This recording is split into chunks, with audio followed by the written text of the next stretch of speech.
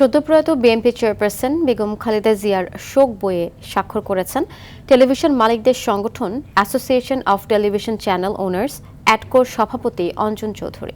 এ সময় বিএনপির পরিবারের প্রতি সমবেদনা প্রকাশ ও একটি সুন্দর বাংলাদেশ রাজনীতিবিদদের কাছে প্রত্যাশার কথা জানান তিনি। তার আগে অ্যাডকোর সভাপতি অঞ্জন চৌধুরী ও মহাসচিব আব্দুস সালামের নেতৃত্বে 7 সদস্যের একটি প্রতিনিধি দল বিএনপির গুলশান কার্যালয়ে আসেন।